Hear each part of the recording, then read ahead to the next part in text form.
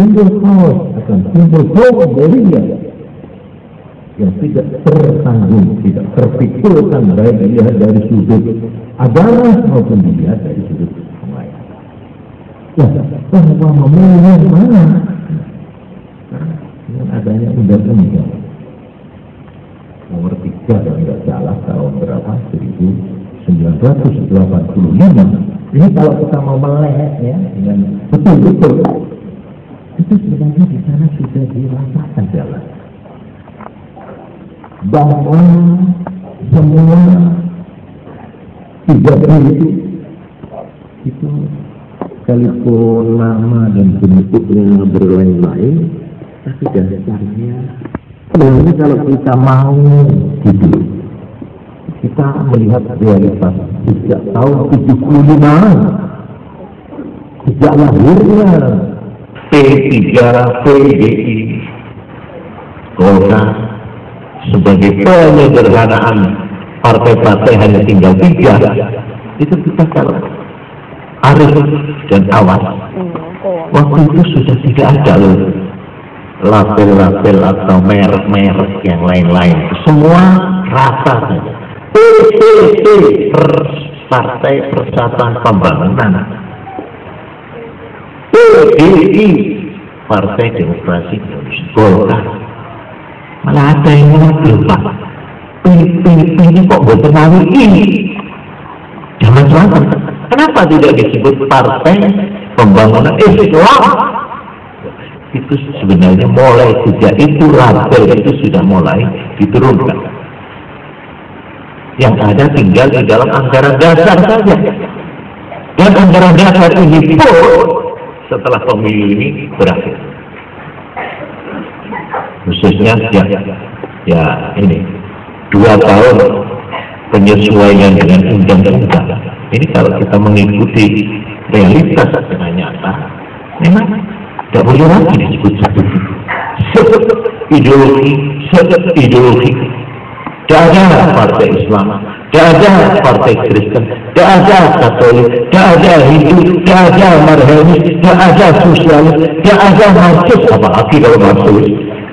Tantangan besar kalau itu. Ya. Jadi sudah tidak ada. Sudah ada. Ini dalam teori, dalam prinsip. Ini sebenarnya hakikat kenyataan itulah. Oh bahwa ini kadang-kadang sok di ini kembangan begini, ya itu katakan saja itu biasa. Apalagi kalau dijadikan kampanye, ya sudah itu lumrah. Tapi hakikatnya kenyataan begini.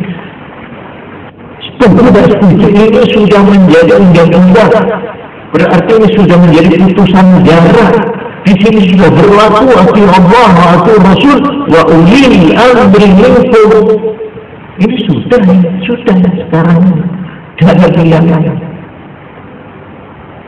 Jadi para hadirin, dari sudut fikih saya pernah baca umpama pemerintah negara ini sudah menetapkan orang supaya puasa 3 hari sebelum istisqa. Itu kan cuma sunat poso 3 dino tak gurunge sholat istisqa. Tapi kalau pemerintah negara yang mengambil putusan itu menjadi wajib. Termasuk ulil amri minkum wajib itu ditaati itu.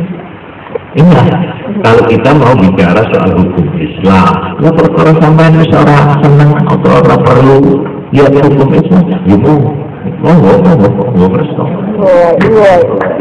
Monggo. Pokoknya penting sok. Jadi sok dulu. Kalau kamu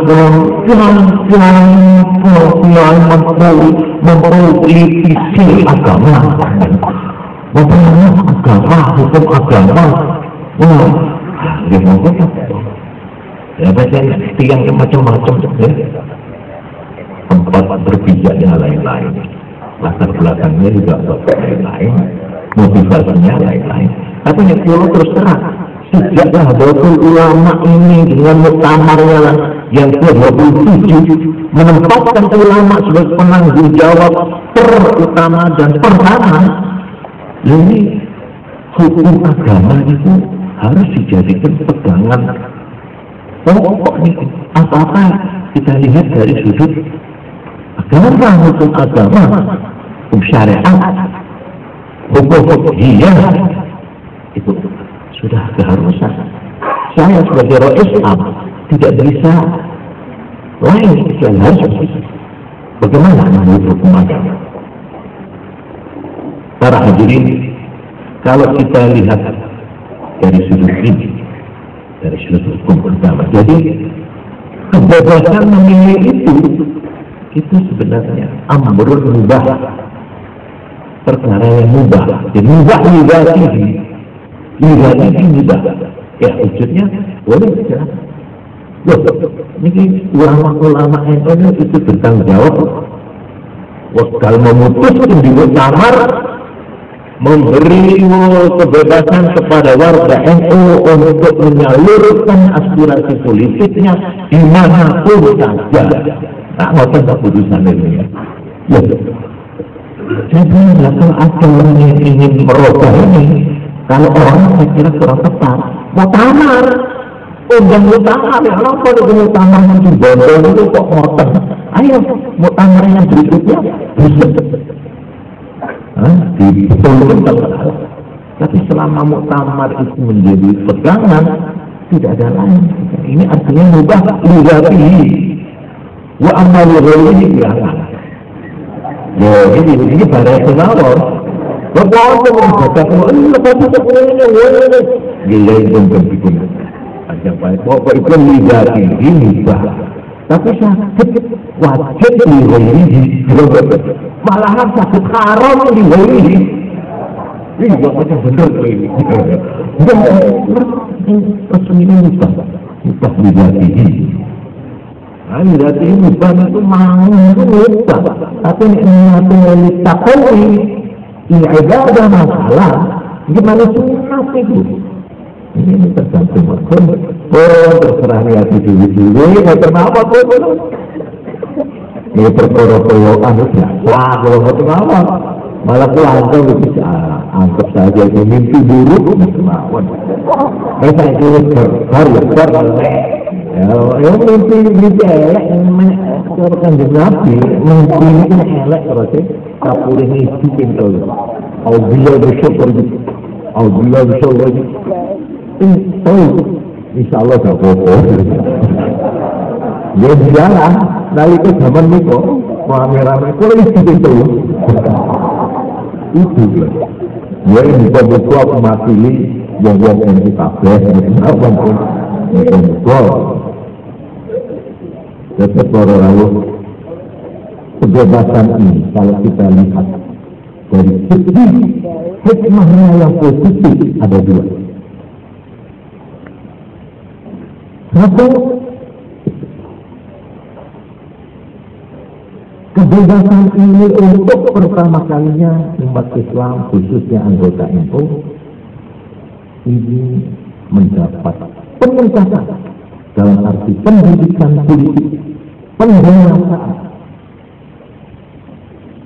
Biar itu terserah kita, boleh anggap balik suryolis resik. Ayah, bukhayal. Ini aku yang ada, no, yang sebelum kuyon, di pak belum pun asal mesti kalau memiliki, kok tak jelas, kiranya orang pokok ya sih, monggo. Ini apa tak guna, bukan pokok. Jadi ini satu pendewasaan berpolitik di kalangan umat Islam dan di kalangan partai NU khususnya. Satu, nomor dua adalah hikmah yang besar.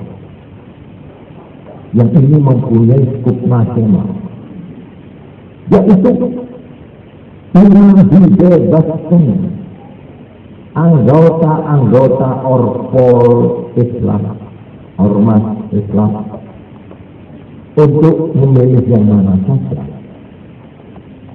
Dengan demikian, orang-orang Islam yang selama ini bergabung dalam organisasi Islam sekarang berpenjara ada Golkar, ada PDI, ada P3. Apa artinya? Artinya ini adalah merupakan satu proses integrasi, proses penyatuan diri dari umat Islam yang kemarin berkelompok di satu tempat, di organisasi Islam, sekarang menyatukan diri dalam penyatuan nasional Indonesia, dalam perjuangan bangsa ini. Atau dengan kata lain, sekarang tidak ada lagi golongan Islam yang eksklusif, yang menyendiri, yang berada di luar pagar.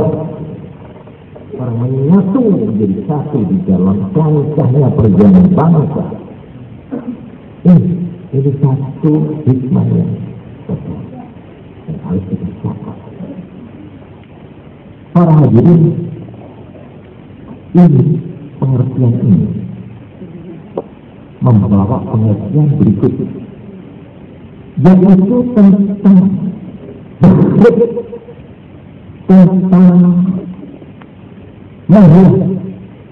atau tentang definisi yang namanya umat Islam.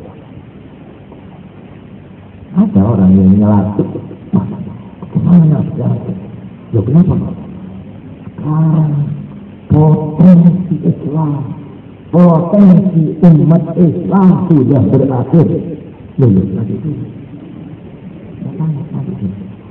Saya ingin tanya sampean, ya, yang sampean maksud umat Islam menurut sampean itu yang mana? Umat Islam ini masa? Saya mau tanya, betul-betul ini serius saya mau tanya, apa umat Islam yang ada di NU? Apa umat Islam yang di Muhammadiyah? Apa umat Islam yang ada di P3? Apa umat Islam yang di ormas-ormas, kelompok-kelompok, jamaah-jamaah? Itu kan pokoknya umat Islam. Dengan pokoknya begitu. Kenapa? Gini, pertanyaan saya itu oleh karena menurut kenyataan, ini fakta. Waktu kita bisnis mengerek perjuangan atas nama umat Islam, kelompok Islam, jamaah Islam, ini kenyataan. Ini terlepas dari penilaian pro dan kontra, tapi kenyataan. Zaman tahun 55 pemilihan pertama itu menunjukkan perolehan yang namanya kelompok Islam ini itu di total jumlah hasilnya pemilu waktu itu 43%. 43%. Dan berikutnya pemilu seterusnya itu jangan jauh, belum pernah mencapai 50% perolehannya dari seluruh jumlah pemilih. Padahal selama ini kita sudah sepakat dan juga orang luar mengatakan bahwa bangsa Indonesia ini mayoritas adalah umat Islam. Bahwa umat Islam itu 90%-nya bangsa ini. Ya kalau memang katakan saja perolehan kita kemarin itu 43%. Padahal kita mengatakan 90. Ya sekarang 90 dikurangi 43 itu berapa sisanya? Ya katakanlah 43 ya kalau saya. 47. Yang 47% itu gimana atau kemana? Oh iya, dan itu. Ini kenyataan ini. Ya perkara keinginan memang keinginan, tapi kenyataan. Jadi maksudnya ini ini saya jelaskan. Nah, kalau yang saya maksud umat Islam itu orang yang beriman, bersyahadat. Nah, itu betul. yaitu 90%. Dan yang 90% ini kalau sampai katakan potensinya tidak berakhir, kurang benar, kurang tepat. Loh, kok apa? Nah, saya ingat ini waktu Pak AR Abdul Razak Fakhruddin, Ketua Majelis Muhammadiyah,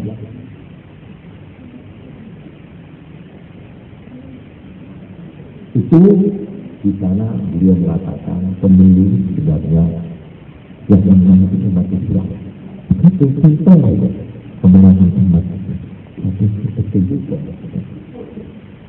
Jadi sekarang ini para hadirin, kalau kita melihat proses integrasi ini, berarti sekarang orang-orang Islam itu bertebaran di mana-mana.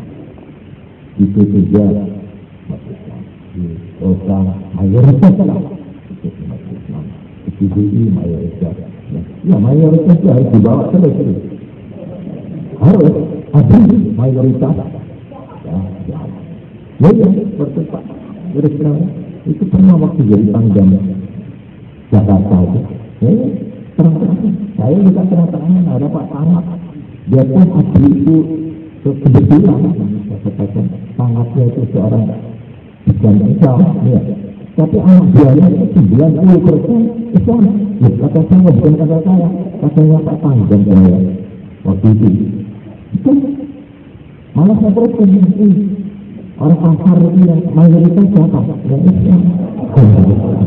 Kenapa beda? Berhasil para hadirin kalau sama melihat secara berani umat Islam bersebar di mana-mana. Kalau pengertian umat Islam itu begitu, betul. Umat Islam merupakan mayoritas. Nah, disinilah bebas memilih itu hikmahnya yang positif ini. Para hadirin, memang sebenarnya bebas memilih ini sebenarnya ini bukan saja bebas dalam arti tidak dibelenggu, tidak didikte berlawanan dengan kemauan atau pertimbangan sendiri. Juga saya artikan bebas mengikuti fatwa kiai atau pemimpin yang disetujui. Langsung ini kiai ini menganjurkan supaya begini, pemimpin menganjur supaya kesana. Langsung apa? Ya saya ikut tolong. Asal sama merasa tidak ditekan, tidak merasa apa, ya kita memilih itu begitu artinya mengikuti fatwa itu hak. Ya kalau ada orang NU, ada pemimpin NU, ada kiai NU, begitu, itu nggak usah nempuh-nempuhin nyalah-nyalahin. Oh, itu memang diberi izin oleh Muktamar kan? Nah, ada kok iya gitu. Iya Pak, ini halal itu, halal, nggak apa-apa. Orang kan hibur lah, ini bisa orang usah koyok-koyok. Anu lagi. Perkara ganjaran ya manut ingkang hijratuhu ilallahi wa rasulihi ya hijratuhu ilallahi wa rasulihi wa kanat hijratuhu li dunya yusibuha aw imra'atin yankihuha fa hijratuhu ila ma hajara ilayhi. Niku perkara niki lha mboten ngerti kalau bener. Terserah dicalah ae ku. Terus gambar Kanjeng Nabi sampai orang muhajir dipoyoi muhajir Ummi Qais. Karena piyambaknya nggak ada pacar namanya Ummi Qais, hijrah dijak kawin di Mekah orang Islam. Dia macam niat tenang, dia semua hijrah aku main Kanjeng Nabi. Akhirnya lah kok ngincik nututi. Tapi di limraatin yang Tuhan itu, enggak. Akhir dikoyoi ada muhajir Ummi Qais. Ini semua mawon mungkin wong NU jono si muhajir Ummi Qais kenapa? Nah ini soal niat itu betul terus. Tapi yang jelas ikhtilafu ummati rahmah. Ini loh, ini sing tegas sebenarnya. Kita ini sudah dididik cukup lama. sebagai orang NU untuk berani hidup dalam berbeda, berani hidup dalam perbedaan dengan semangat saling pengertian dan dengan semangat persatuan, sesungguhnya dicerminkan dengan haluan kita. Nahdlatul Ulama itu tidak ta'yin satu mazhab, tidak, tapi digunakan kata-kata ihdal mazahibil arba'ah. Jadi adanya ikhtilaf kita akui sebagai realitas dan kita tolerir. Jadi umpama ada orang Maliki mau masuk NU, boleh apa enggak? Boleh. Hanafi boleh. Kita ikut Syafi'i dengan tidak mengeceh atau menganggap kurang utamanya Imam Hanafi, Imam Maliki dan Syafi'i. Sama kullun muslim. Kullun muslim. Jadi para hadirin, kita yang sekarang kata-kata yang lebih populer, boleh saja kita itu bineka itu asal tunggal ika,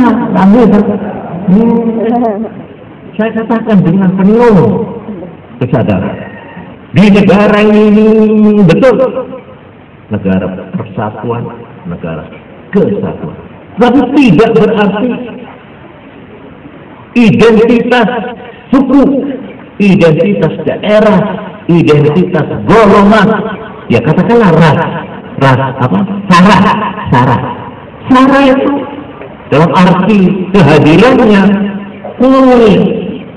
malah memperkuat identitas sebagai suku Minangkabau, suku Jawa, kebudayaannya boleh, asal jangan membawa ujung atau kelanjutan perpecahan yang membahayakan persatuan dan kesatuan. Nah, ini jadi adanya ikhtilaf itu kita sudah dilantik di dalam NU biasa. Malah baik Syafi'iyyin sendiri itu juga cukup banyak. Bainal Ramli, Bainal Nawawi, Warafi'i, Bainal ini, Ibnu Hajar ini. Ya sekali. Itu penjaringan yang kali zaman kemarin. Ini antara ulama-ulama NU bab kentongan, bab beduk, bab niku, lonceng. Ramai. Pokoknya sampai melihat dengan mata yang pesimis, kiamat dangu. Ini wujudnya bontong itu. NU malah seger. Nah ini loh hikmah ini. Kalau percaya wa masyarallah jadi itu waktu penjelata itu. Wallahu khairul makirin. NU kenyang dipoyoki, kenyang dalam tepi bahaya, kenyang, tapi dialah dari Jawa. Kok barbaran ini kok tambah seger. Wah, nek ngono aku sekolah nang Solo. Aku tak tekoni Solo nih. Insyaallah ke-NU-annya orang-orang NU dimanapun mereka berada.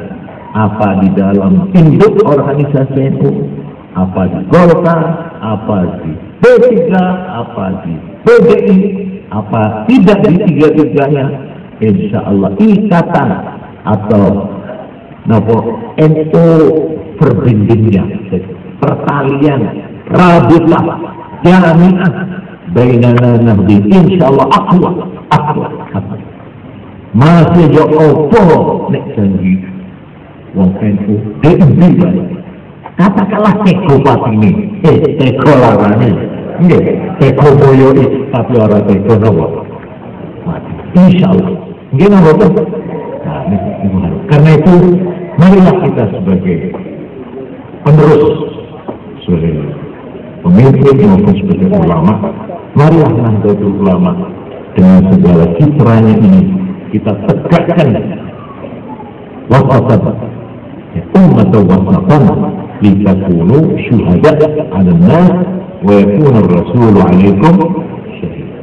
Para rawuh kula sampun asal serat bahwa sebentar lagi istirahat. Jadi yang penting menurut saya, kesimpulan saya, pertama kita harus mengaji dan berani membaca kenyataan yang ada sudah pemilu. Mari kenyataan baru ini apa saja?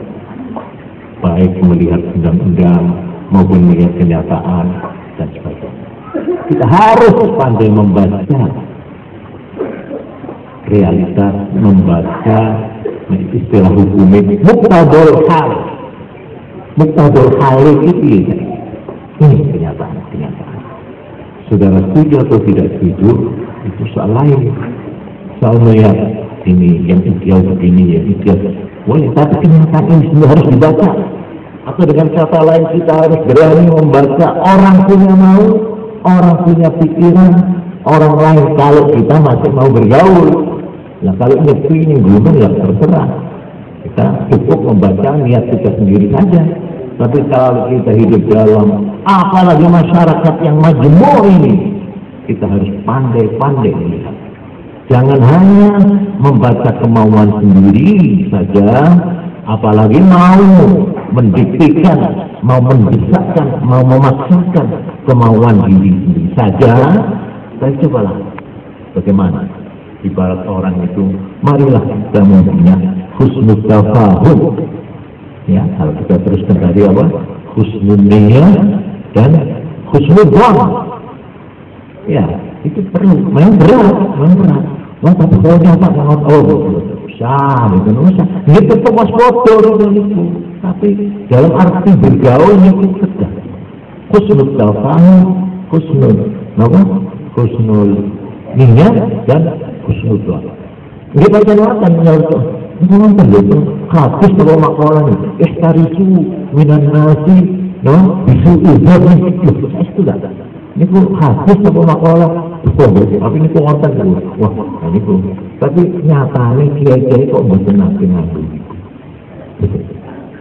Baru hadirin, baiklah saya kira untuk mengakhiri ini saya ingin sebagai rakyat Islam pada jajaran seluruh jajaran NU ingin 3 yang saya ingin titikkan sebagai pegangan dalam perjuangan menghadapi masa-masa pasca pemilu, masa-masa yang akan datang. Yaitu yang saya singgung tadi pertama, kita harus bersikap akomodatif. Dalam arti menampung aspirasi dan berani serta cermat melihat realitas atau kenyataan-kenyataan yang ada di sekeliling kita.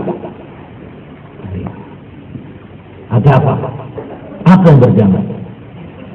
Kita harus pandai membaca pikiran dan kemauan pihak lain.